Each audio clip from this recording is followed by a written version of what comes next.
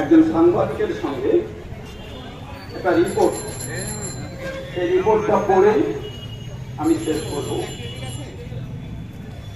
নিজস্ব সংবাদদাতা জামলোক, 9 আগস্ট 2024, রাত 4:31।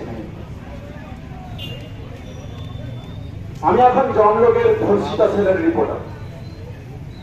এখানকার সব আত্মারাই দুহাত দিয়ে মুখ থেকে রাখে, কারোর নাম নেই, কারোর বা নাম পরিবর্তিত।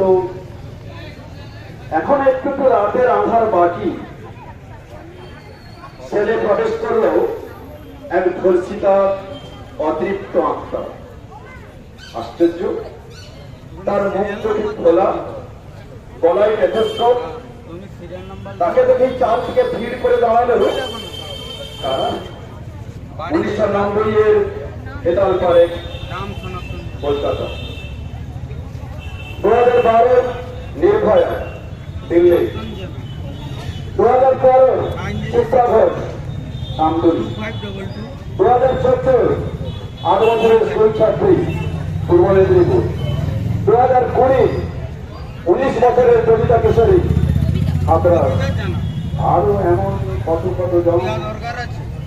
সবাই ফিসফিসিয়ে বলল, আরে তোমাকে মুখ ঢাকো, নিজের নাম ভুলে দাও, একে একে মুছে ফেলো তোমার যা কিছু নিজস্বতা।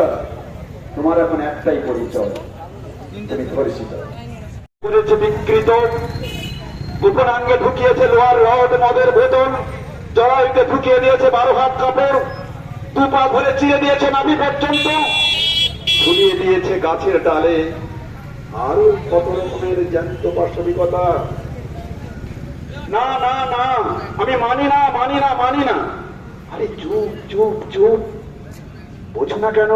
ওরা পুরুষ, ওদের কাছে আমরা যে একটা মাংস। যৌন কামনা চলে আর তার 10% খুন হয়ে যায়, কিন্তু চালানো হয় আত্মহত্যা বলে। লুকানো হয় সব কামুক পুরুষের কলঙ্কের দাগ। ইতিহাসে এত জায়গা কই?